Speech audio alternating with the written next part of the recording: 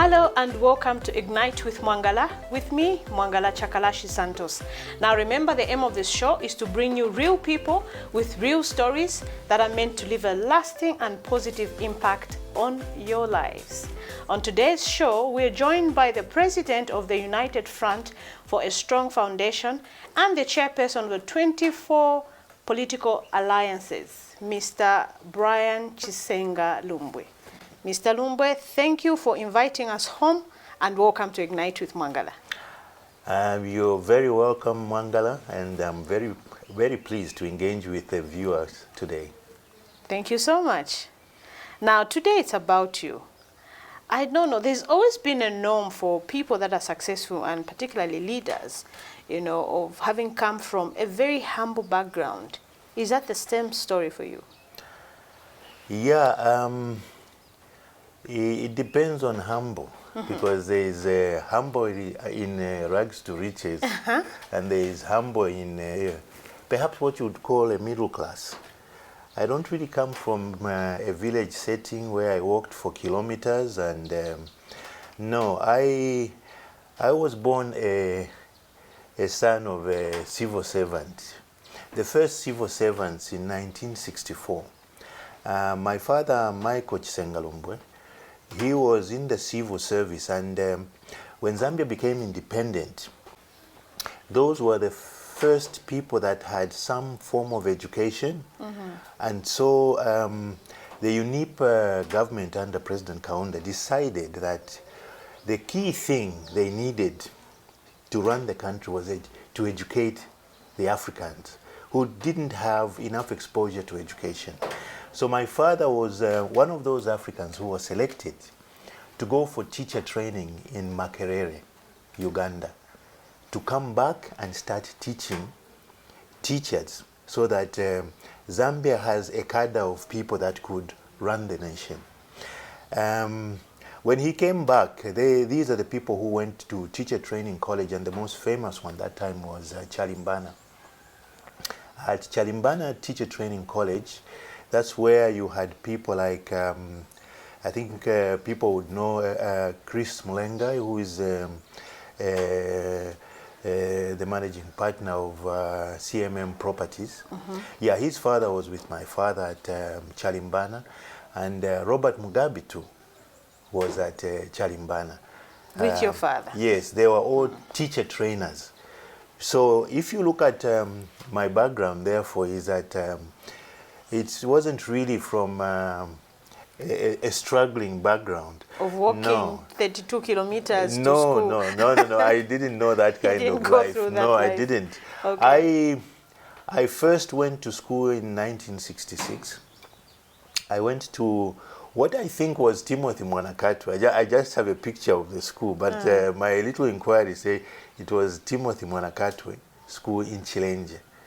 I think I was there for basically a few months. And I think when I went to that school, one of the teachers gave us some manual work. And my father heard about it and came to shout at the teacher and the headmaster and removed me from the school and took me across. If you know Chilenje, Chilenje was where the Africans lived and the Europeans lived in Woodlands. So he took me from Timothy and took me to Woodlands Primary School. So I finished, no, not finished really, my early years in primary education was at Woodlands Primary School. Now, if I was to describe a primary school at that time, this is a primary school where at 10 o'clock a car came from the dairy produce board of that time. They used to deliver milk. For all the pupils? All the pupils, and then this milk would have two options, chocolate or just ordinary milk. At that time, we had a swimming teacher. So swimming was actually a class. The same way you sit for mathematics and whatever, you queue up, you line up, you go to the swimming pool, and the swimming teacher is there, and we were taught how to swim. Because swimming is not a sport, it's more than a sport. It is a life skill, which up to today, I appreciate that experience because I'm a very good swimmer, even up to today. Beautiful. Yeah, so Yeah, in terms of where I come from, I would never relate to suffering. We were not rich and we were not poor. So I really just come from a middle class background. Yeah. Very fortunate for you, because most of them would tell us, no, I used to walk for 32 kilometers, had no shoes, but Yeah. I guess that's a different story for you. Yeah, yeah. Now, take us back to your university days. What was that like for you? University is a period of liberty, because when you come from secondary school, you have rules. When you go to university, suddenly all the rules disappear. You also leave your parents' home.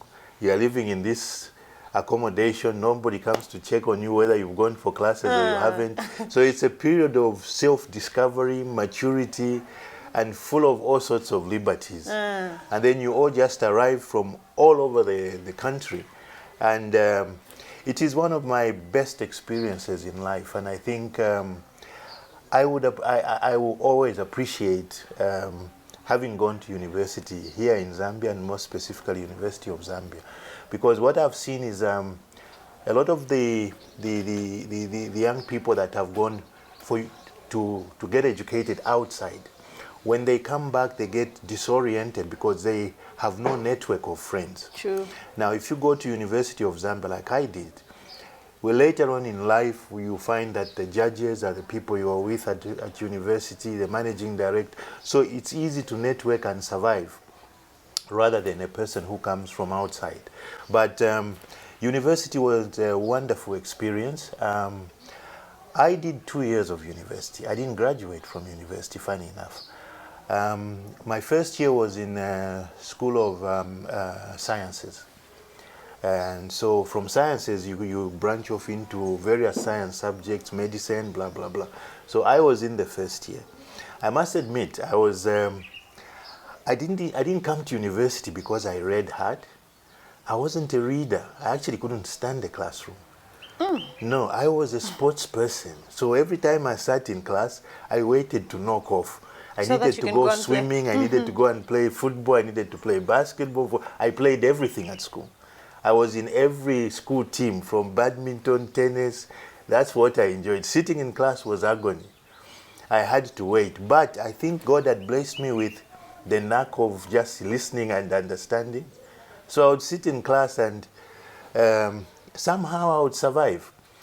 To the point that that attitude never left me. I went through my secondary school until I finished. And the most surprising thing was, as I said, I was more into sport. So when we got to Form 5 and the last exam before we did our finals, so we did those, I think they were called mock exams, whatever, but they were the last ones before that. So we did those exams and went away for holidays. So when we came back, we went back to the classrooms.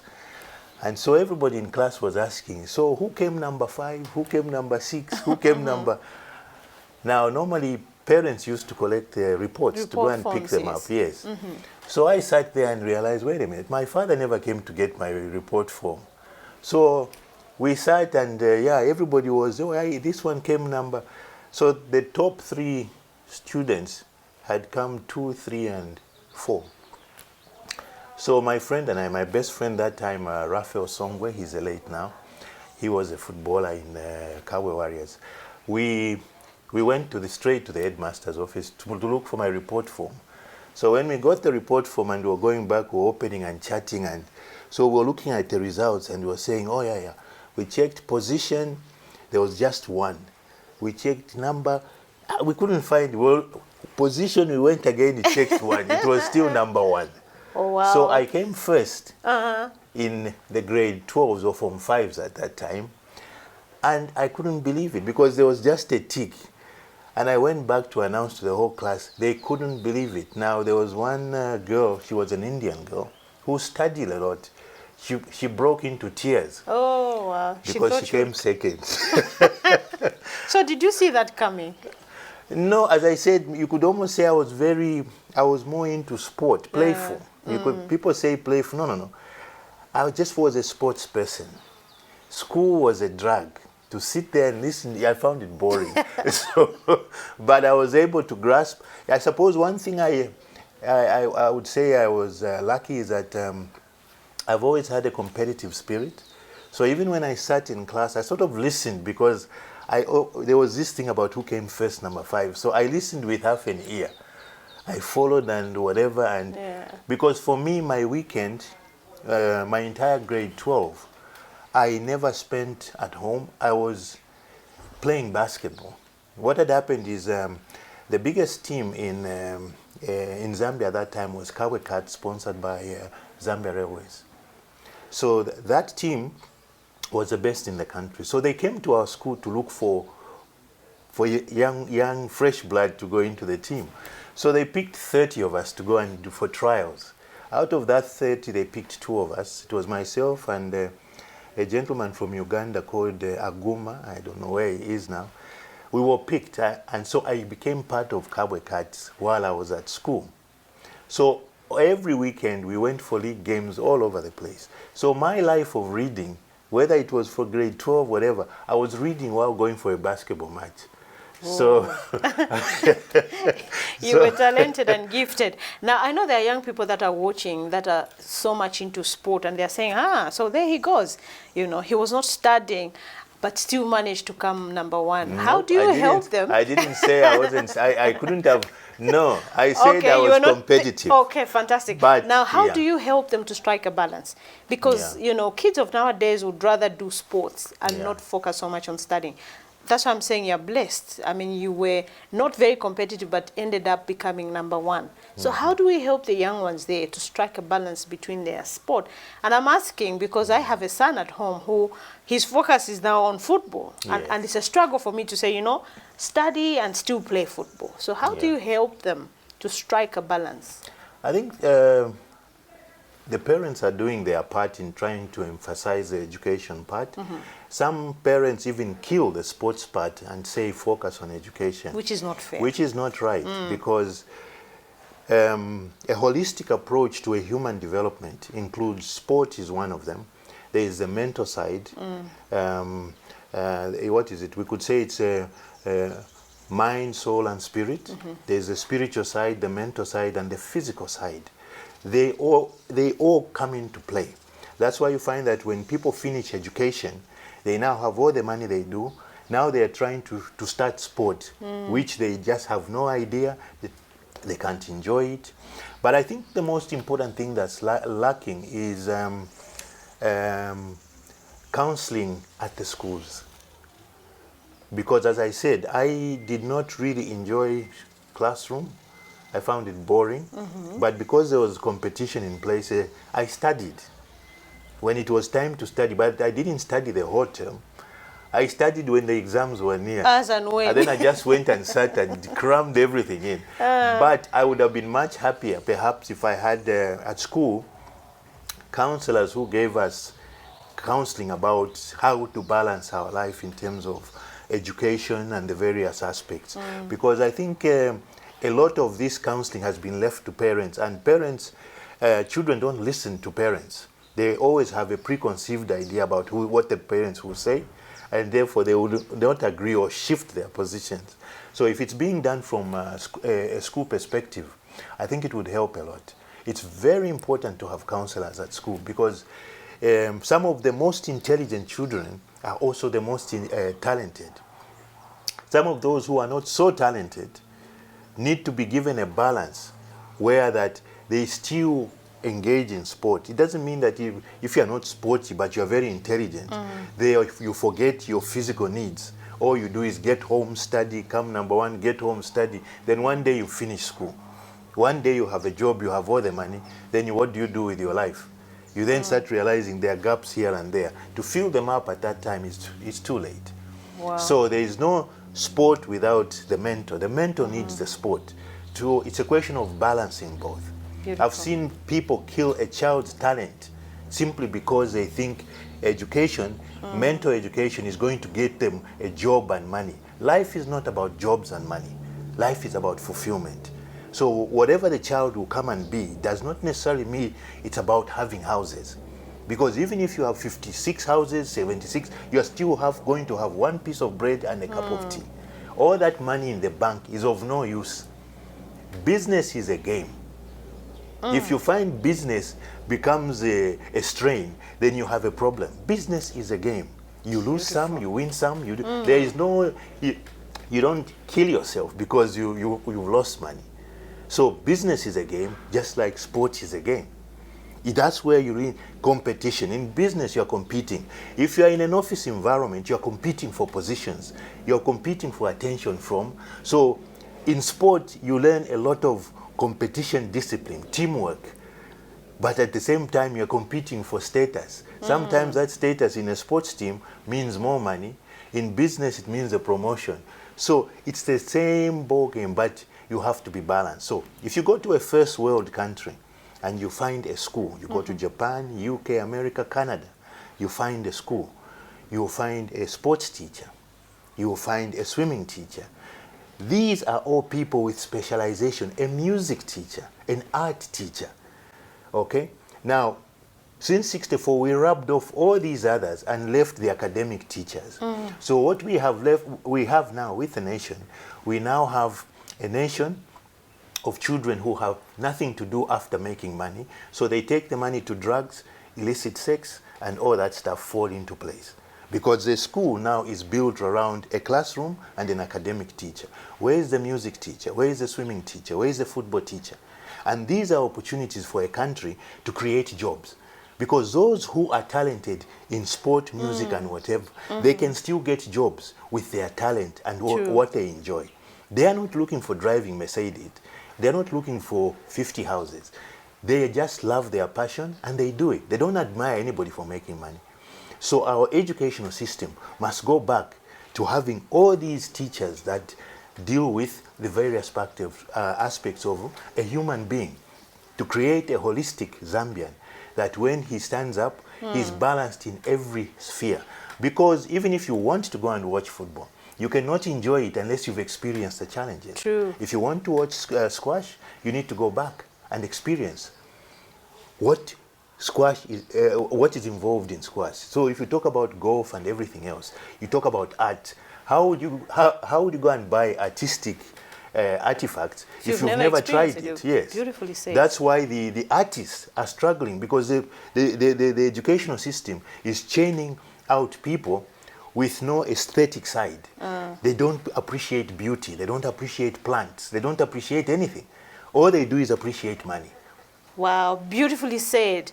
So we take a short break. When we come back, we continue talking to Mr. Brian Chisengalumbwe, who is the president for the United Front. Do stay with us. May we use these trying moments to rise to something that's important. Take life not for granted. Tell someone that you love them. If any of you have any COVID-19 symptoms, which are a fever of above 38 degrees Celsius, a cough, difficulty in breathing, shortness of breath, or chest pains, please do not hesitate to call 909 or 0974 49 35 53, and medical assistance will come your way. We hope for the better and leave everything in the hands of God. Together, we can combat COVID-19. Please stay at home for me. I stayed at work for you. Be that change. Please do your best to stay at home. If you must leave your home, please remember to mask up.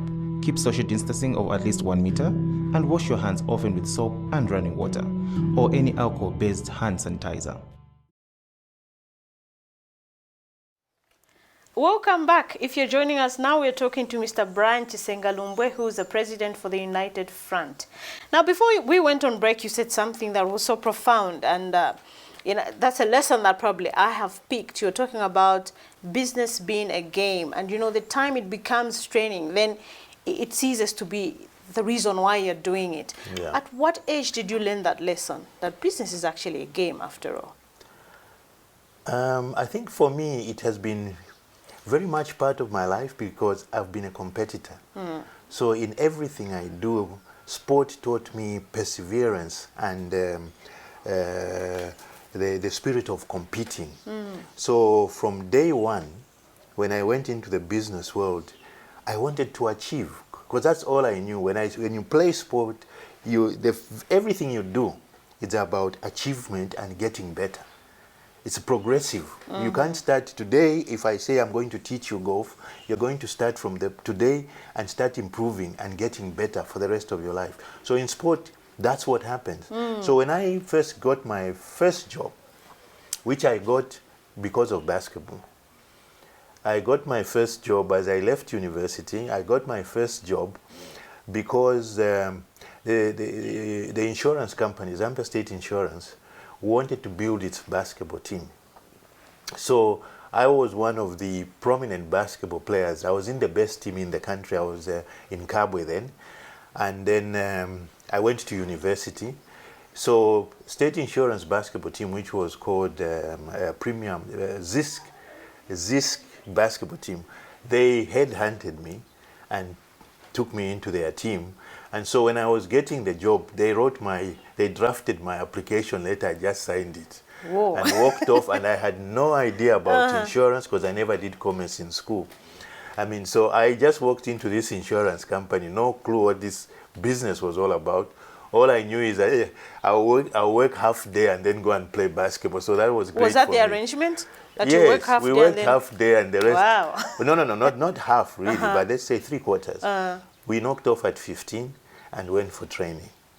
And so what Zisk had done is they got the very young and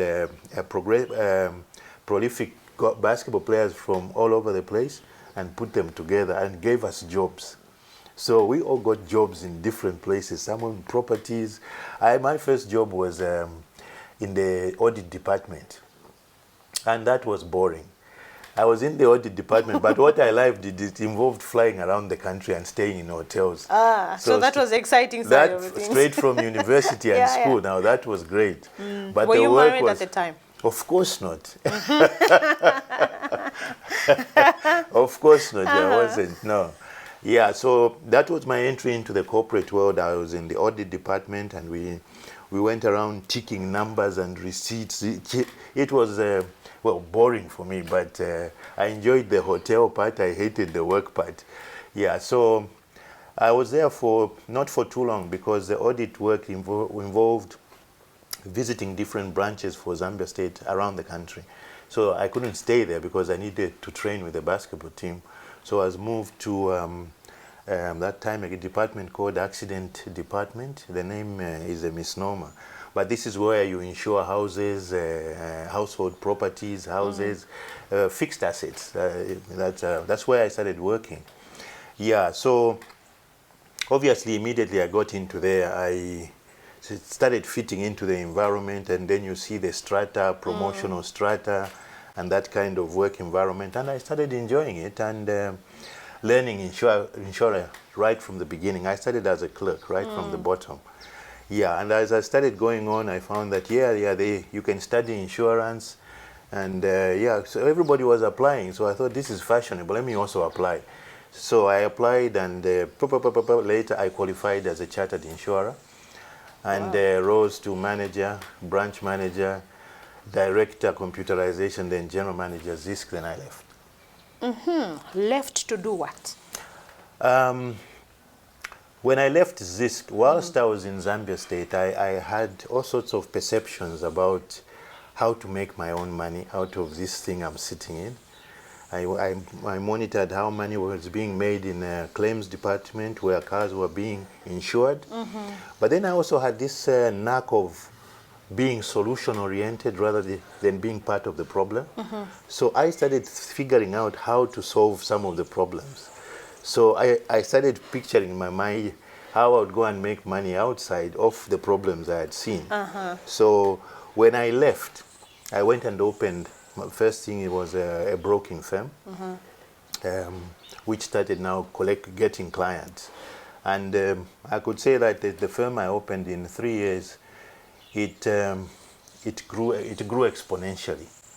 It grew so fast that when one of my broking friends came to visit my office, he just heard I'd set up a small office. When he walked in, he saw so many files in my office and said, wait a minute, where did you get all this business? Yeah, so I had already had a scheme of what I would do beyond that, and I always kept thinking about solutions. And I started solving solutions. Then I saw another problem in the motor department where cars were being bashed. It took 6 months for a car to be repaired, 8 months. So I came up with a scheme to do that whole process in 3 weeks. So I went and sold it to the insurance companies, and that's how those two business I was running started off. But I set up these businesses, but my eye was on politics. I had seen problems in politics which I thought needed solving.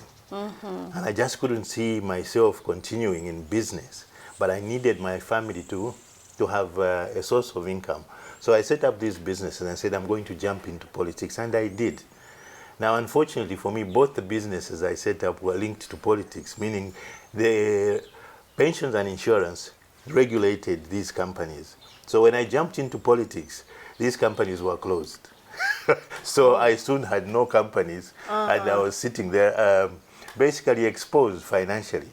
And so my struggle, now the question about your background and struggling, my struggling came in my professional life. Now I had lost all the businesses I had set up because they are linked to insurance, which is regulated by the government.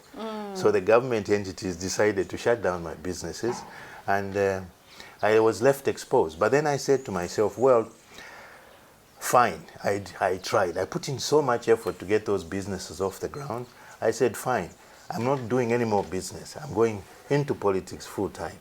And so I went into politics full time. 2006, I supported the SATA campaign, not so much as a loyalist, but because I had passionately believed MMD must go, and the vehicle was Michael Sata. So I followed and helped and tried and did everything I could for them.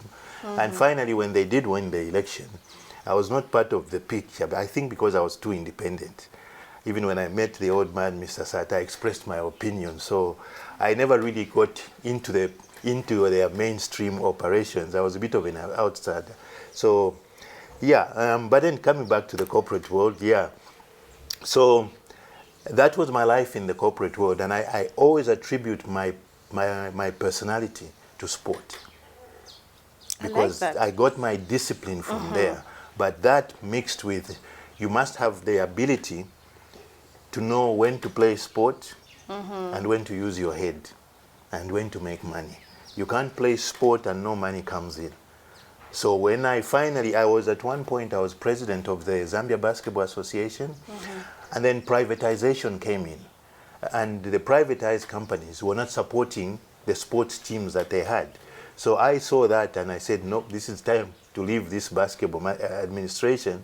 Let me leave and go and concentrate on business, because I saw the collapse of sport.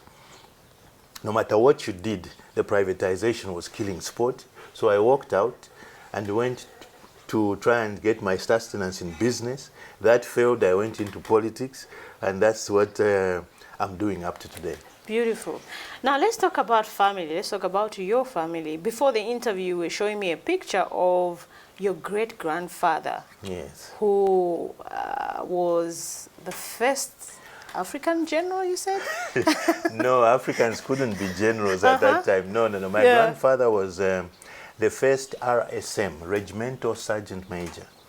I think it was he was the highest ranking African in Rhodesia. I think northern Rhodesia and Malawi, that setup. He was the highest ranking African, meaning Africans at that time could not rise beyond a certain position. Now, for some reason, because of his military prowess and discipline and leadership qualities, the colonialists elevated him to a level which normally would not be for Africans. So he was the first RISM in the Northern Rhodesian regiment. Yeah, so, and there's a school in Arakan which is named Chisengalumbwe School. That was named after him? It was named after him, great. yeah. He fought in the First and Second World War. There are very few people who did that. He fought in the First and Second World War. He fought in Abyssinia, I think that was Ethiopia, And then he also fought in Burma. So this is the 1940s and whatever, the two wars. And I think we have a picture. I hope the cameras can pick this. That's him, right? That's him. What was his name again? Mutale Joseph Chisengalumbwe. Oh, great. And I know you also talked about Mr. Yoram Mumba, who happens to be your uncle. Yeah, Mr. Yoram Mumba was one of the courageous men that wanted to remove Kaunda from office in these items people call coups. We see where your political life comes from. Well, I think it's genetic. From my paternal grandfather, I see a lot of discipline, courage, fearlessness, and that kind of thing. Not that I sat down to say, let me emulate him, but I think genetics is everything about who we are. True. If your great-grandfather was a coward, I think the chances are you'll be a coward. You fear your own shadow. But if your genetics are also structured in a certain way, you tend, some people it's business, the children, grandchildren, it just runs in the blood through like the that. family. It's in the DNA. So I have this background, and Mr. Yoram Mumba, who is my maternal uncle, was one of the people who were involved in the 1980 coup with Shamwana. And how old were you when all that was happening? The coup, 1980 from 59. About 20, 21, thereabouts, yeah. Yeah, I was there. I visited him the day he was arrested, and I saw him, but I found something funny. It's like something was happening. Yeah. The buzz was already there that they were going to be arrested, the coup plotters. Yeah, so he was arrested, and he went into prison for 10 years. Yeah, but anyone who knew him, he was a bombastic man. In terms of temper, character, courage, and everything. He was a man I emulated a lot in a lot of things I did. I hope not plotting a coup. No, a democratic arrangement perhaps where you plan and scheme. I think I'll just blend what my grandfather was and what my uncle was and create a modern coup plotter through the ballot paper. We will do it through the ballot. That sounds better. Okay. Yeah. Okay. Now, you didn't talk about your kids, your children, your wife. Yeah, I'm married to Kapela Chisengalumbwe. She's originally a Mwangala, so both of us are northern. Yeah, I come from, of course, we Bembas, they say you're all royalty. I've got 9 children. I won't go into too much details, but they are all over the place. They are grown up, and so basically we're just the two of us with a grandchild. Yeah, I have 9 children and 9 grandchildren. Oh, you're blessed. It's a royalty, they say. A king must. King must have everybody surrounding him. And I believe you come from royalty too. Oh yes, I'm actually a princess. I can see how you are sitting. I like that. Yeah. So we will take a short break. When we come back, I want you to talk about some of the lessons that you've learned. You've lived a full life, I would say. So what are some of the lessons that you've learned? What would you like to pass on to the younger generation? Okay. Join us on the other side as we continue talking to Mr. Brian Chisengalumbwe. As frontliners in the battlefield, we choose to rise above COVID-19. Yes, we choose to fight and to rise above discrimination and not to succumb to fear. We are now alert, and together as one, we are ready to raise our strides of hope. Death might be knocking at the front door, but no mountain is too high, no river too wide, no storm too fierce. Our pain will strengthen us. Fear will drive our faith. Tiende pamozi na mtima umozi. Atwende antomwe amoyo omwe. I stayed at work for you. Stay at home for me and be safe. Be that change. Please do your best to stay at home. If you must leave your home, please remember to mask up. keep social distancing of at least 1 meter, and wash your hands often with soap and running water, or any alcohol-based hand sanitizer. Welcome back. If you're joining us now, I am talking to Mr. Brian Chisengalumbwe, the President for the United Front. Before we went on break, you were telling me how you've learned some of the trends that you have now from your great-grandfather and from your uncles. Now, what is that one thing that grounds you? Or rather, what drives you? It's not success necessarily, but I think what drives me is progression. I think I get very uncomfortable if I feel I'm not progressing. I don't like being stationary in what I'm doing. So I think whatever I would achieve today, I would strive to do more. If I accumulated wealth, I think I would let it go to others and go looking for more wealth. But the most important is that I need to be seeing what I'm doing impacting on society consistently. I've got a hunger for societal help. So I really find that what drives me is helping other human beings. Yeah, I just get concerned when I see poverty. I see everything around me is not right. And then I look at other countries and make a comparison, and I say the average person is looks healthy. The average person here looks unhealthy. Then I say there's definitely something wrong. So what is the solution? Yeah. And so that drove me into politics. Great. Yeah. If you look at where you're coming from and where you are now, what are some of the lessons that you've learned? I think essentially it's identity. I think to me the most important thing about any human being is identity, understanding who you are. Because God put us on earth to achieve certain things, and then He gave us certain gifts. So when you understand your identity, you will then understand what you are destined to do in life. And once you understand that, it's not about comparison. Your friends can become richer, appear to be happier, and your material world may be lacking. But if you know who you are and your purpose in life, you can die with your poverty but with a smile. I just love, that's music to my ear. So who is Brian Chisenga? Now that you've given us a definition of knowing who you are. Yeah, today I'm President of the United Front. Is that your identity? That's my purpose in politics. I needed to get into politics and begin to solve the societal problems.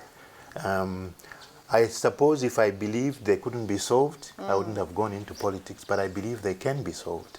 And there are certain very simple things that we're doing wrong as Zambians, that if corrected, this nation will blossom.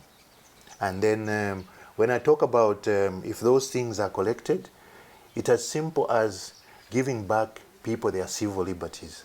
When you give people their civil liberties, their freedom of association, speech, and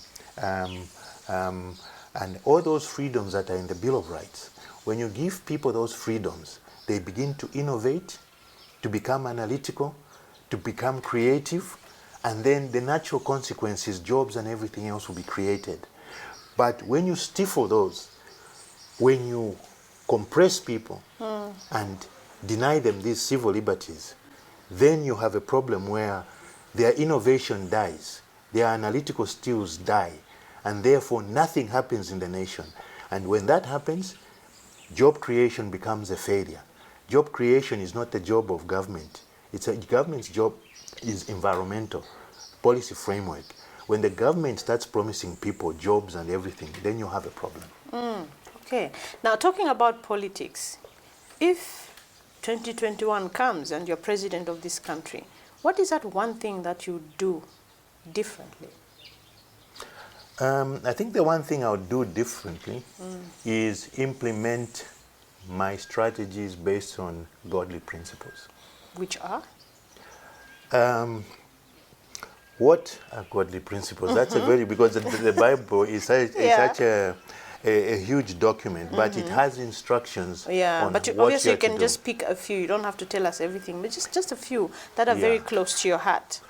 I think honesty and integrity, because if you have an environment of deceptive leaders, it means that people are not able to express themselves and move forward, because everything is about deception.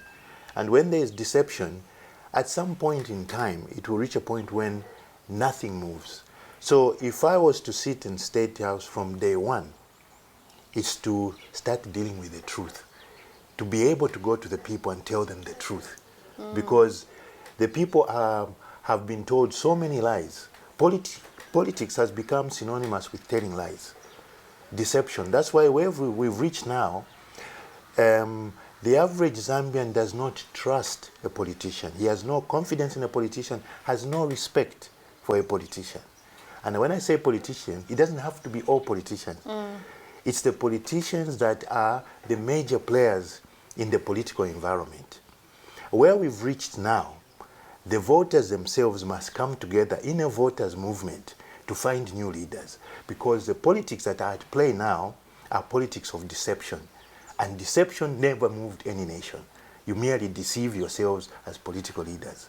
So our party, together with the 24, alliance of 24 political parties, we came together as small parties because no one wants to listen to the truth individually. Maybe if we come together, people will listen.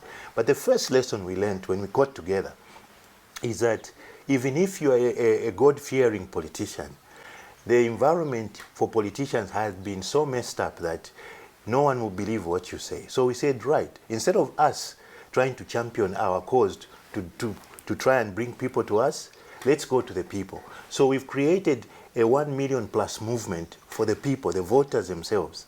We want those voters who are not happy, who don't trust Zambian politicians, to come together as a movement and find new leaders. And we find a new political vehicle to go into the next election.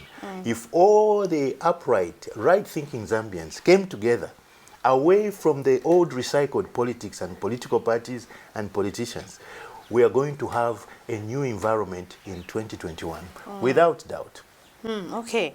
Now, as we are chatting here, I'm looking at your glove and I'm wondering, was I also supposed to be in a white glove or something? What is that supposed to the mean? white glove is a symbol for a peacemaker. Also, is that your identity?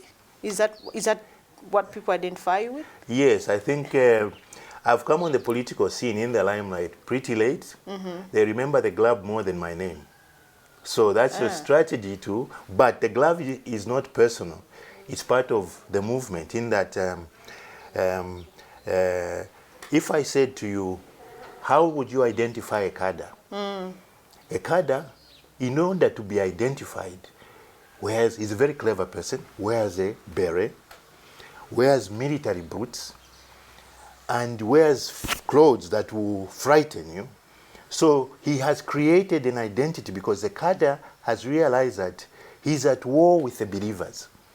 If the believers took power, his relevance would disappear. So the cadre has always known that he's at war with the believers, but the believers have no identity. Because the cadre is violent, you can identify him. How can you identify a peacemaker? A person who doesn't like violence. The people who don't like violence, peacemakers, have no identity. So that even the other voters who don't like what they don't like cannot come together. So as an alliance of 24 political parties, we said, let's create an identity for the peacemakers, for the peace lovers, so that in the voters' movement, they can also say, this is ours. We, the peacemakers, have now got a political voice independent of those who thrive on violence. So the movement we've created is the opposite to the cadre and cadreistic thinking. So the glove and the T-shirts, which I didn't mention, but we have produced T-shirts for the movement, for the 1 million plus movement. Voters that don't want any of the violence, tribalism, corruption, dictatorship, and so on and so forth. And I should mention that where Zambia is, the journey we are in now, is what we should have done in 1991 In 1991, Akashamba Twambiku Stalewanika and Derek Chitala, those two brave and patriotic Zambians, started a movement to remove UNIP out of government. But what they didn't do, they did not define what they were going to produce after removing Kaunda. So when they started the movement, it was open-ended, and it was hijacked by other people, and it took a different direction, perhaps from the originators, the two gentlemen. So this movement is now to finish the job the Akashamba Twas and Derek Chitala started. We are now trying to organize the voters to come and finish the job that those two didn't finish, which is they didn't define the objectives of the movement after removing UNIP. They didn't define their objectives, meaning what was wrong with the UNIP government. Number one, there was dictatorship in government and dictatorship in the party. There was no separation of party from government. The media was not free. There was no freedom of association. Blah, blah, blah, blah, blah. So when you put the civil liberties into that equation, you find that there are 10 things that the 1991 movement should have done, but it only achieved one, which was multipartism. Wonderfully said. Yeah. Now, if you were on your deathbed and you were given a second chance to live, what would you do differently? That's very interesting. It's a very interesting question. I've never really thought about it. What would I do differently? I think I wouldn't change much because I have lived my life based on principles. So I wouldn't change much because if I said I would do things differently, maybe not going to politics and go and make more money, that's the only other route. Are you choosing economic success or political success? I discovered very early that economic freedom without political freedom becomes meaningless. So every Zambian that took the route to economic freedom and made money, finally the political mess has caught up with them. So if you sort out the political mess, for everyone else there will be economic freedom and happiness. So we all now have to stop, leave the economic route, let us look at politics and help each other change the politics so that they start saving economic emancipation. Now, in doing that, I must be very clarify one point. A lot of Zambians do not know how to participate in politics. The way you participate in church is how you participate. Church and politics is mother and children. Politicians are like children. The church is the mother. Okay? So the way you participate in politics is what you do in church. If you are not an active politician, you support by sending in some money or by ideas. So there are many ways, but you need to do as much as possible. You need to do something in politics in order to help politics, just as you do something to the church to help the church. So the two is what constitutes Zambia. Beautiful. Yeah. What is that one thing that Zambians don't know about you? That is another interesting question. I've been so open in my living that I've hardly kept secrets other than what every other normal person keeps secrets. Yeah, I can't really think of anything that That Zambians don't know. I've never kept out of the open, because when I meet people and they say, help us with this, help us, I'll tell them I have no money. I am like a priest. I have lost everything because of my politics. But someone has to go in there, sacrifice, solve the problem. So I have left the economic issues. So I am a very poor man, no money, with an agenda for the country. So is that one thing that Zambians don't know about you, that you're a poor man? yes, because God has a way of looking after me. When I say I'm poor, they always say, no. Don't use those words. I think I did tell you that before the interview. Don't use those words. Don't say you're a poor man. No, the Bible is very strange because I picked John 8 verse 32 and said the truth will set you free. You also picked a different section of the Bible and said, no, never utter words of blah, blah, blah, blah. Let the weak say I am strong. Let the poor say I am rich. Yeah, but in politics, if I do that, if I don't tell the people I lost all my investments and all my, they won't help me. So is that I the don't reason pretend. why you openly say I'm poor so that people can come and help? Because it's a nature of politics. You must be honest and say I have nothing. We leave it there. What is your last message? People that are watching you now, what message would you like to pass on to them? Yeah, I suppose I would start with the youth, that it is important to identify very early in life who you are. Because once you know your identity, nothing around you will separate you. And it's very important to know where you're coming from, family and otherwise. Because whatever you do, you carry your family name. And reputation is gold. Maintain your reputation. To the mothers, they're the ones who are cropping the children. They have a huge responsibility for the nation. They have to teach their children the various aspects. They have to expose their children to various things so that the children may have enough things to choose from and find where their comfort zone is. It's not always about money. It's about a purpose in life. Yeah, I think the last thing I would like to say about to the Zambians is that it's important that at this point, in terms of the dissatisfaction, the disillusionment in terms of the politics in the nation, it's important that the voters stop looking at politicians for solutions, that the voters start looking at themselves for solutions. You have to come together as voters and create a united bloc and then decide what type of politics you want in 2021. 2021 is exactly 30 years after the MMD movement, which did not solve the key problems created by the UNIP. So if you don't solve them in 2021, you're going into a serious crisis. Mr. Brian Chisengalumbwe, thank you so much for opening your home to us. This has been beautiful. I mean, I love the flowers. I was looking, I'm saying, I must carry a plant as I go back to the studio. No, you're thank you welcome, so much. Mwangala. It was nice talking to you and hope to have you back on Ignite. It's my pleasure, Mwangala, and I really appreciated interacting with the viewers. Thank you very much. Thank you so much. So there you have it. Know who you are, and when you know who you are, nothing can shake you. This has been Mwangala Chakalashi Santos. Join me for another exciting episode of Ignite with Mwangala.